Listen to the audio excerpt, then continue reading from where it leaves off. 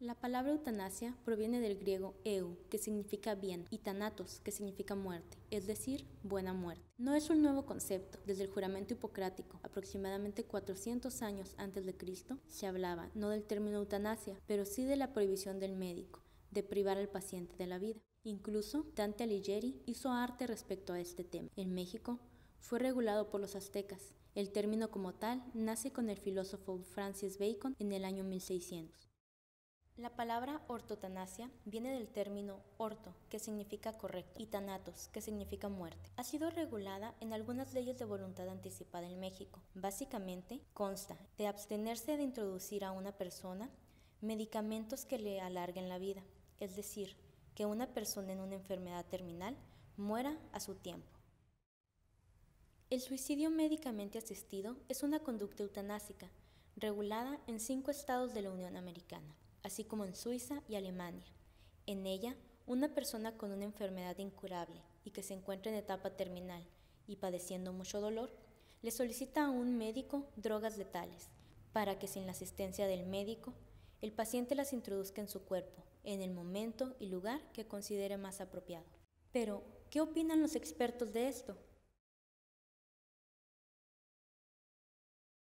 Bueno, la calidad de vida, según el diccionario de la Real Academia de la Lengua Española, es el conjunto de condiciones que hacen que una vida sea agradable, valiosa, digna. Luego entonces es un concepto que está íntimamente relacionado con la dignidad humana. Estos conceptos a su vez son íntimamente relacionados con el concepto de persona. Y bueno, y si nos vamos al concepto primario de persona, es el concepto de Boecio que nos da este filósofo en el siglo VI, que nos dice que la persona es el ser individual de naturaleza racional. Esto hace que el concepto sea netamente subjetivo, puesto que los seres humanos somos únicos e irrepetibles. Luego entonces esto se explica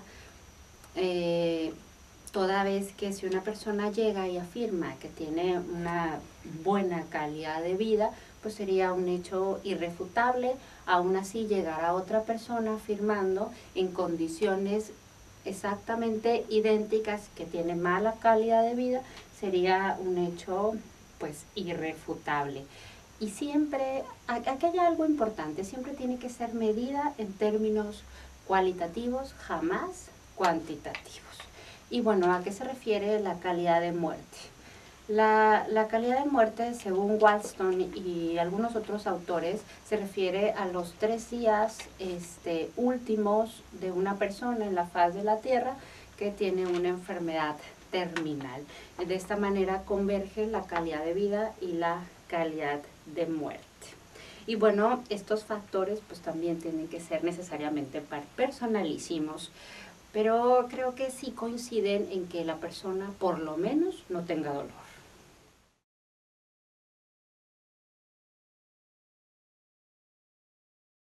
El titular del derecho a la vida es el poseedor de la misma. Los titulares del derecho a la vida pues somos todos, y el requisito es haber nacido. Desde ese momento somos titulares de nuestro derecho. Pues el derecho a la vida, como todos los demás derechos del ordenamiento jurídico, tiene límites. La libertad de tránsito tiene su límite en el territorio nacional. De esta forma, el derecho a la vida tiene su límite toda vez que tenemos derecho a violentar una vida sin tener una sanción penal cuando estamos en legítima defensa o estado de necesidad. Creo que son los 2 ejemplos típicos de los límites al derecho a la vida.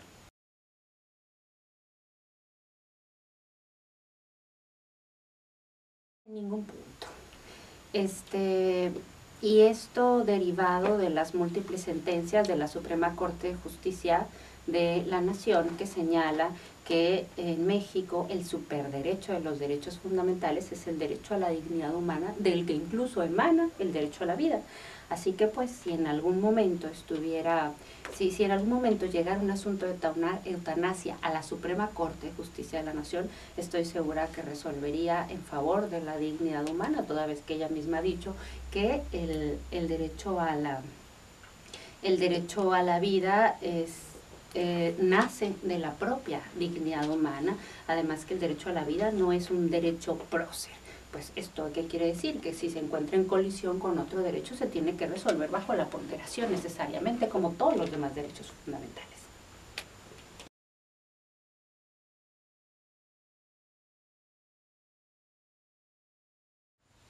Pues nada, el Estado no es el dador de vida, luego entonces el derecho no tiene, el Estado no debe de por qué negarte el derecho de libertad, que es el derecho a la vida, puesto que es contradictorio el hecho de que no te permita la eutanasia toda vez que tú tienes derecho a suicidarte, puesto que si no logras el objetivo es una conducta penalmente lícita. Luego entonces es un derecho de libertad. ¿Y por qué lo hace el Estado? Pues por otros muchos factores que no tienen nada, nada, nada que ver con que el Estado sea el dueño y dador de vidas.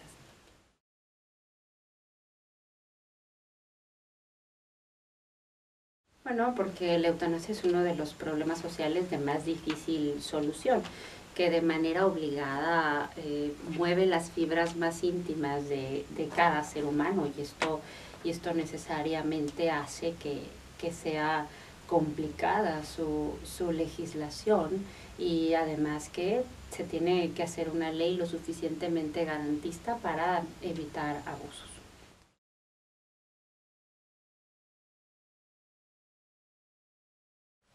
Bueno, creo que de donde debemos de partir es de Holanda, que fue el primer país en legislar la eutanasia activa directa, que esto fue en el año de 2001 y es de donde más tenemos evidencia. El problema radica en que los estudios son diametralmente opuestos. Hay estudios que consideran que se han cometido abusos y hay estudios que consideran que el país es democrático a partir de ello. Pudiera citar un estudio que se hizo en el año de 2011, 10 años después de que la eutanasia fue legislada en Holanda por la Universidad de Erasmus en Rotterdam.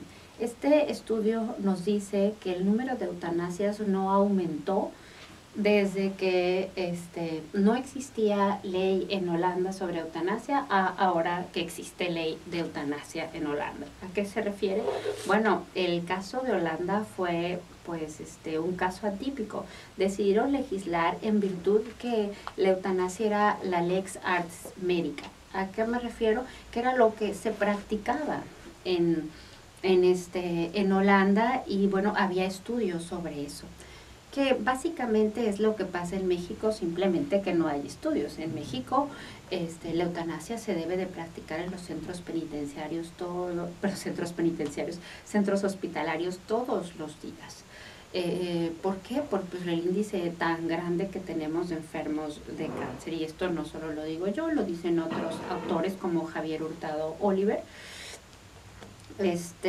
Y bueno, ahora lo que nos falta es legislar. Lo que sí, pues es que no podemos sacar un índice de cuántas eutanasias se practican todos los días. ¿Por qué? Porque ningún médico se atrevería a afirmar que ha practicado la eutanasia, toda vez que es una conducta penalmente ilícita en nuestro país, que lleva aparejada una pena privativa de libertad.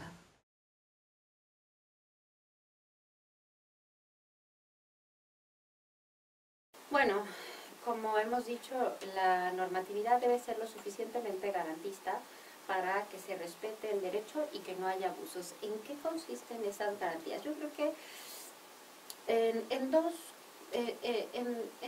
dos cosas son las más importantes. La primera de ellas en la solicitud que hace el enfermo terminal o incurable de morir, puesto que si no media una solicitud, entonces esto es un homicidio, no una eutanasia, a mi juicio. Entonces, esa solicitud la tiene que hacer una persona capaz y la tiene que hacerla de manera seria y de manera inequívoca y reiterada. ¿A qué se refiere lo último? Bueno, pues es que puede ser que una persona en el momento de dolor agudo solicite morir con dignidad, pero bueno, cuando ha pasado el dolor, luego ya no lo considera así, luego entonces tiene que ser reiterado. ¿Y cómo se vela por lo demás? A partir de estudios, yo creo que se tiene que legislar sobre que si la persona está solicitando de manera expresa, verbal, morir con dignidad, pues tiene que ser sujeta a algún estudio psicológico o psiquiátrico, que por lo menos lo valen 2 médicos para considerar que la persona está tomando una decisión libre, reiterada y seria. Y bueno, y de otra forma puede hacer a través de un representante, siempre y cuando medie un documento indubitable que así lo establezca, como un documento de voluntad anticipada. 12 estados de la República Mexicana han legislado al respecto, y además se permite por la Ley General de Salud, o si no, pues por cualquier medio que sea indubitable, ¿verdad? En mi caso, nadie puede decir que yo no estoy de acuerdo con la eutanasia, puesto que escribí una tesis sobre ello, ¿no? Donde establezco todo mi punto de vista al respecto, ¿no?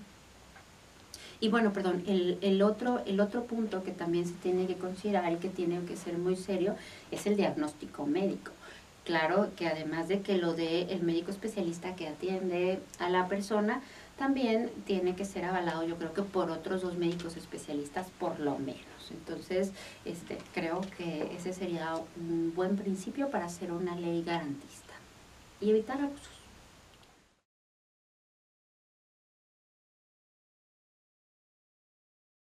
A mi juicio, sí.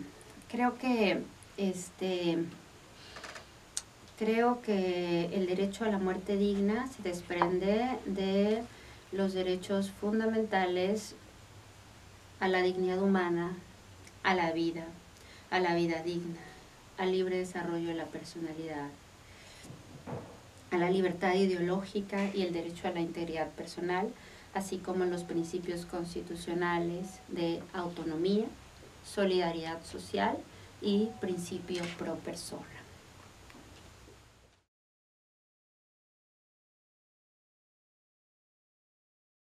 Podría decir que mucha y no, aunque hay sorpresas en la legislación.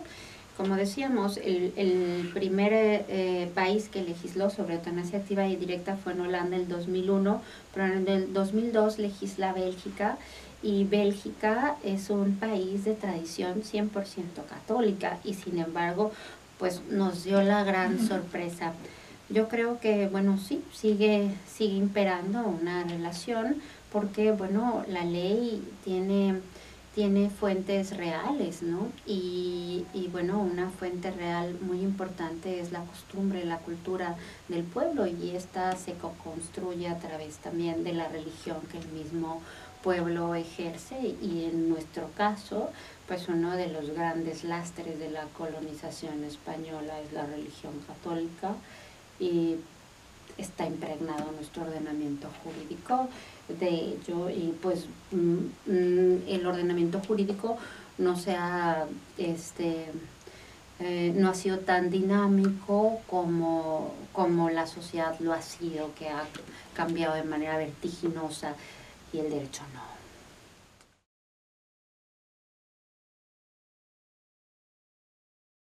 Bueno, considero que en México es muy importante legislar, por lo que he dicho, es una práctica médica y que requiere que, yo pienso que los médicos deben de actuar de manera timorata, o sea, temiendo que algún otro médico que lo vea y que no esté de acuerdo con ello pueda acudir al Ministerio Público, no solo un médico, sino cualquier otra persona, puesto que está realizando pues un delito que, como dije, tiene pena privativa de libertad aparejada.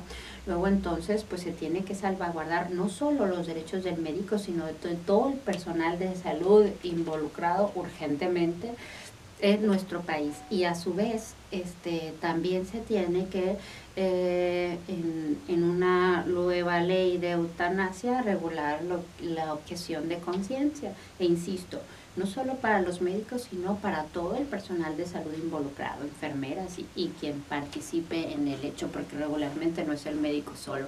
Entonces también se tiene que regular la objeción de conciencia para todos aquellos que no estén de acuerdo, y que también, o sea, está regulada en las 12 leyes de voluntad anticipada de nuestro país y en las leyes que permiten el aborto. De igual forma, incluso si no se legislara sobre la objeción de conciencia, yo creo que se podría solicitar la aplicación a la lógica de los otros ordenamientos jurídicos en base a una interpretación sistémica del ordenamiento.